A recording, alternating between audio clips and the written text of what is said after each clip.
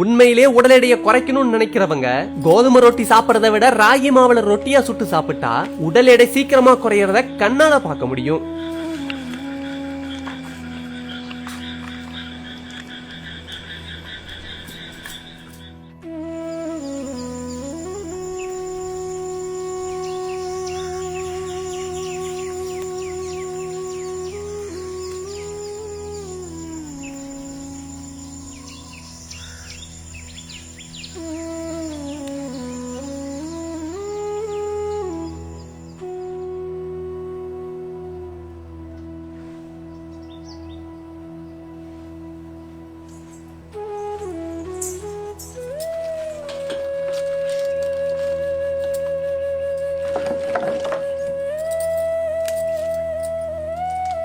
சைவ குருமாக்காக 50 கிராம் பச்சை பட்டாணியை உரிச்சு எடுத்துக்குவோம்.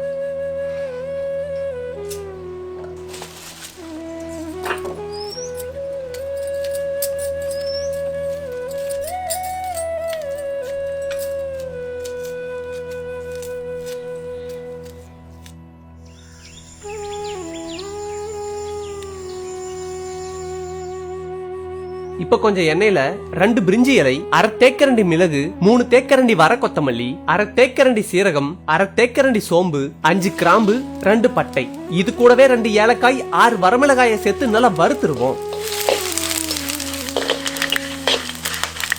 இப்ப 10 முந்திரி, 1/2 தேக்கரண்டி கசகசா சேர்த்து மசாலாவை நல்லா வறுத்து எடுத்துருவோம்.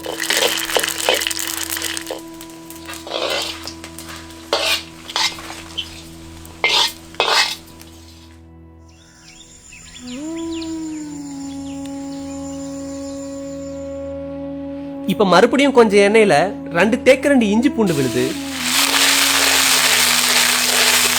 இஞ்சி பூண்டு பச்சை வாசம் போனதும் நறுக்கி வச்சிருந்த 150 கிராம் சின்ன வெங்காயம், கூடவே கொஞ்சம் உப்பு சேர்த்து வெங்காயத்தை நல்லா வதக்கிடுவோம்.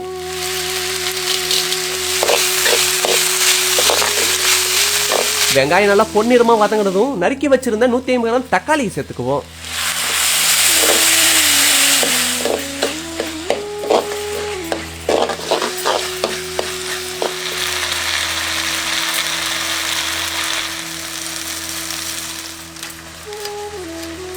நூறு கிராம் பீன்ஸ், 100 கிராம் கேரட்டை சின்ன சின்னதா நறுக்கி கழுவி வச்சிருந்த பச்சை பட்டாணியோட வதங்கின தக்காளியில சேர்த்துருவோம்.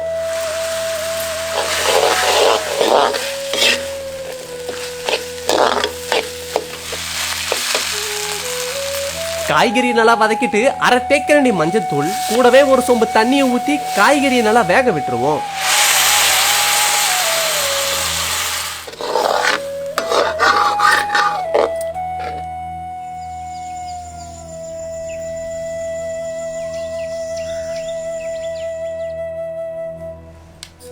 காய்கறி வேகிற சமயத்துல வறுத்து வச்சிருந்த மசாலாவோட 1/2 மூடி துருவி வச்சிருந்த தேங்காயோட சேர்த்து நல்லா அரைச்சு எடுத்துக்குவோம்.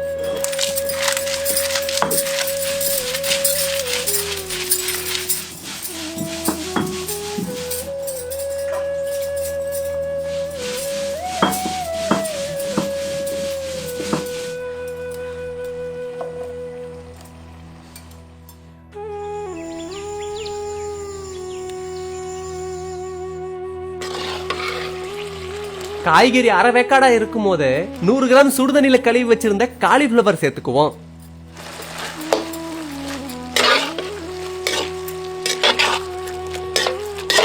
நல்லா கலக்கி விட்டுட்டு அரைச்சு வச்சிருந்த தேங்காய் மசாலாவை சேர்த்து கொஞ்சம் தண்ணி ஊத்தி கொதிக்க விட்டுருவோம்.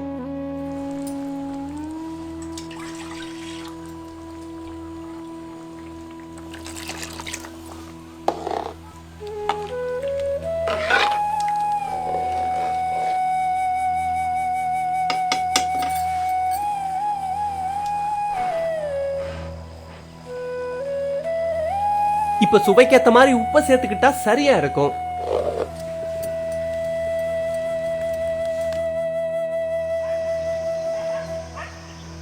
ராகி ரொட்டிக்காக அரை தேக்கரண்டி உப்பு, கொஞ்சம் எண்ணெய்,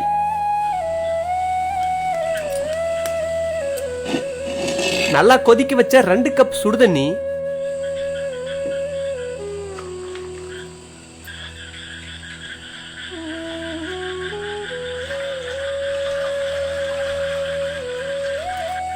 ரெண்டு கப்பு சுடுதண்ணிக்கு 2 கப் ராகி மாவு சேர்த்து நல்லா கலந்து விட்டுட்டு இறுக்கமா மூடி வச்சிருவோம்.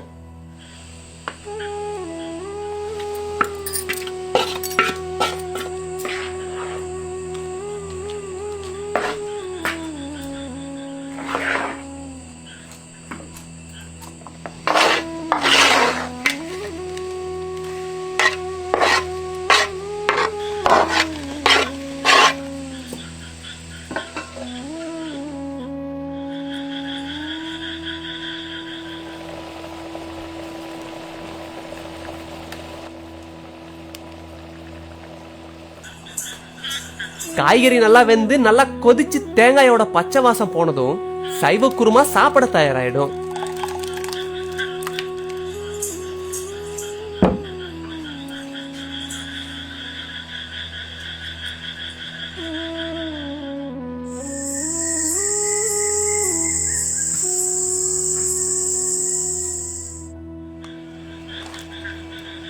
சுடுதண்ணியோட சேர்த்து 15 நிமிஷம் மூடி வச்சிருந்த மாவு இப்ப ஓரளவு வெந்து நல்லா மெது மெதுன்னு ஆயிருக்கும். மாவு கட்டையோட ஒட்டாம இருக்க வரமாவை தூவி விட்டு சின்ன சின்ன உருண்டைகளா எடுத்துக்குவோம்.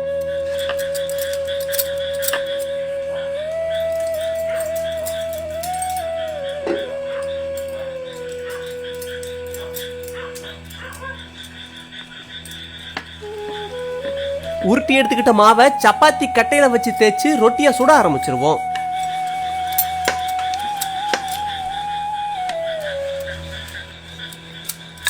ராகி மாவை சுடுதண்ணியோட சேர்க்கலனா ரொட்டியா தேய்க்க முடியாது, அடையாதான் சுட முடியும்.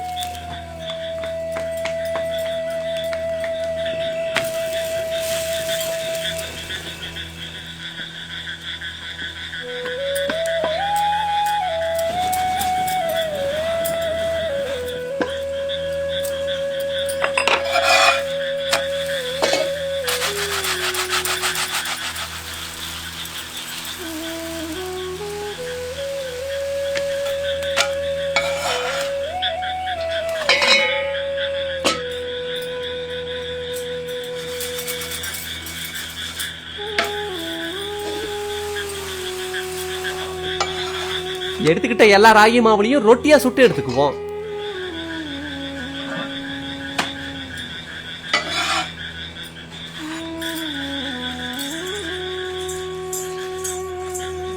ராகி ரொட்டியும் சைவ குருமாவும் இப்ப சாப்பிட தயாராயிடுச்சு. ராகி மாவுல அடைய செஞ்சோம்னா இருகலா இருக்கும், அதை சாப்பிடவும் கஷ்டமா இருக்கும். இதே ராகி மாவுல ரொட்டியா செஞ்சோம்னா சாப்பிட நல்லா மெது மெதுன்னு பஞ்சு மாதிரி இருக்கும்.